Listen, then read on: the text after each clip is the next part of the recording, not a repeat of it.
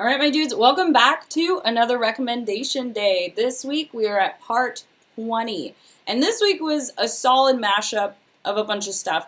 But I want to say, I think the majority of it was more like lighthearted kind of horror, if that makes sense. Yeah, like silly stuff. And some other stuff. Anyway, so I'm going to start off right now with Halloween Ends. I know. Okay. So it's not just me who recommended this to myself. I would have to do a shout out to Everin Guzman. He runs the Atomic Podcast, and he's one of the first dudes who's ever gotten me to podcast with him.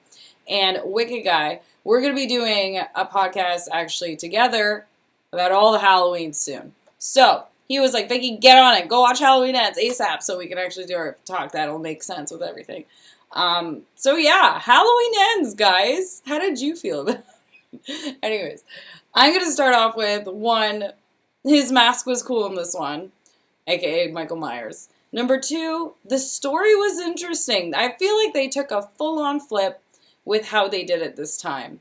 And you know what?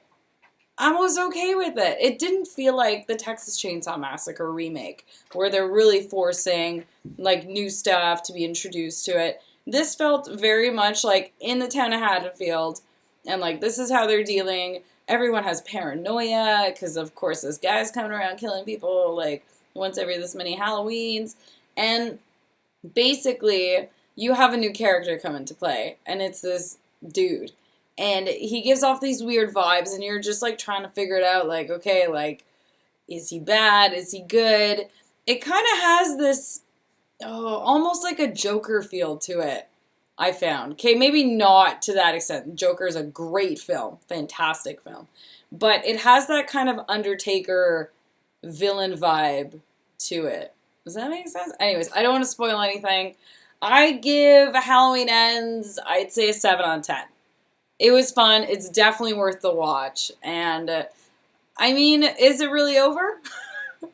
Like, they can literally go off and do a bunch of new movies with this idea they have running with it. And I wonder if they will. I kind of hope they don't. But maybe they will. I don't know. I think they did great, considering it's Hollywood, and I don't know who's writing for them anymore. It's obviously not, Carpenter and Deborah Hill at it. So, yeah. Anyways. Yeah, a solid 7 out of 10. All right, next. Next movie was recommended by Vincent Demers, and that is Midnight Meat Train. Thank you, Vincent Demers from YouTube. So Midnight Meat Train, I know it's a movie that's been out for a little while. I want to say it's like 2000s maybe-ish, maybe later. Point is, it's on Tubi TV right now, and I finally watched it. So the concept was interesting. You have, I think it's Bradley Cooper, I think. Anyways, you have this dude who's like, I gotta take pictures and be like an artist and stuff. And his art person, aka art director person, whoever's gonna put him in a gallery, I can't even speak right now, it's late, is supposed to, like, she basically wants stuff that's a bit more risque, stuff that's dark. And, he's taking pictures and finally stumbles upon, I don't know, some girl getting, like, attacked, like, almost raped. And he just keeps taking the photos. And finally they notice him, so they bug off. He thinks he saves her. Turns out she goes missing the next day. And she had gone onto the train. So there's this weird mystery. What goes on with this train at night? And he's trying to get to the bottom of it. Turns out there's this dude who is legit Sphinx from Gone in 60 Seconds. I'm pretty sure it's him. Anyways, great film. Yeah, and he's going around, like, meat cleavering people up at night on this train that apparently takes the wrong track at night. And people just keep dying, like, bodies and bodies of people. So this movie kind of trips you up, because at the same time you're like, is he just going through some psychological breakdown? Or is this actually happening? Is ghosts? Is it aliens? I'm not going to say anything. The only thing I'm going to say is, did I love the ending? No. This movie made me feel like I was watching, like, Chud 2.0. I'm trying not to say anything without saying something, so if you guys know what Chud is. Anyways. Thank you for pushing that one. I'm glad I actually saw it, because again, it had me in. It had me roped in the whole time. So it is an entertaining one. Next. The Abomination. 1986, this movie, okay? This was recommended by Keith Murray from YouTube and or my Facebook. And Keith was like, you gotta see this movie.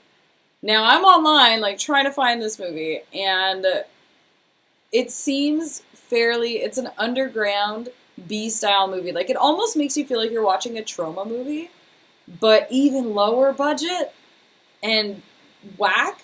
This movie's whack, okay? Like, when I say whack, guys, there's this dude who keeps having, like, this recurring, like, messed up dream, and he's, like, talking to a shrink at the same time, so you have, like, this narration going on, and you're just watching these messed up things on the screen, like blood going everywhere, and, like, graveyards, and him killing people, and this monster.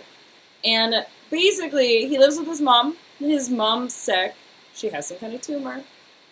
Tumor comes out, crawls into him, crawls out. It's the tumor is like a monster. And the tumor's hiding in their cabinets, in their freaking washing machine sometimes. The tumor's like, ah, eating things. And they're all like, ah! It's one of those movies. So if you need one of those fixes, you guys know exactly what I'm talking about. Like, those moments when you need to put on Dead Alive or, like, frickin', you know, Toxic Avenger. You just need some, like, fun old ridiculous horror. The Abomination. Thank you, Keith. Alright, next one. Mildew from Planet Xonader. That was recommended by Dishonored Undead from YouTube. This was pleasant. Okay, so this movie is made to, like, it's filmed to made to look like it's in the 80s, and I love everything 80s, if you guys know me. And literally, guys, so it's a bunch of people, kind of like, imagine, like, Day of the Dead, right? A bunch of people in these bunkers, they're scientists and stuff, and they're working on some kind of biochemical, ecological mildew thing. Like mold, kind of. And this stuff is supposed to be like a weapon. And what happens is, like, it infects people there, and then it starts spreading. But it's really like an alien being type thing. Anyways, it's all about these scientists, and, like, they're so witty. There's, like, a great amount of, like, shenanigans going on in between, and it's like a movie that is filmed in a way, it's actually filmed fairly well. The sound is, like, meh, but, like, it's filmed fairly well for, I'd say, a low budget. I want to say it's a low budget. I don't want to diss. Like, it's not a diss. It's a great film. But yeah, it feels that way. But they did a fantastic job. And, oh my god, it's like, it turns into this whole, alright, like, everyone starts getting infected, and, like, the effects are ridiculous. Like, even though it's latex and simple-looking effects, it's done really well.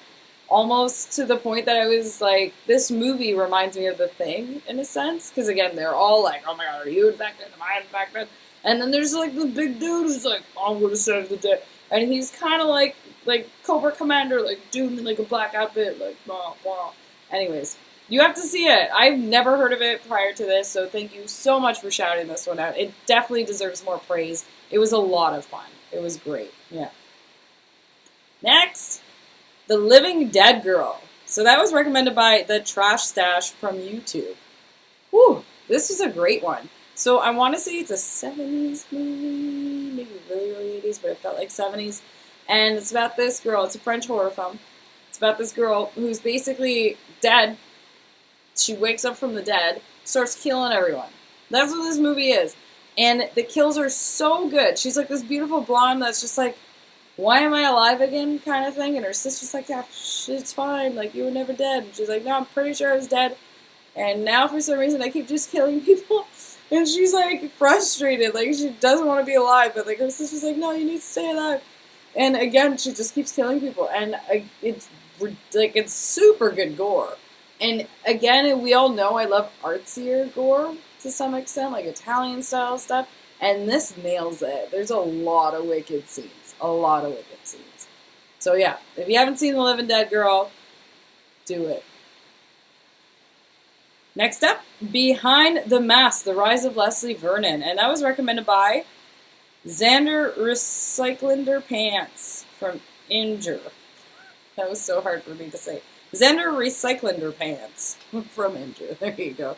Dude, thank you so much for finally pushing me to watch this, because I remember this coming out years ago. And everyone's like, why haven't you seen it? Because I normally don't go for comedic horror.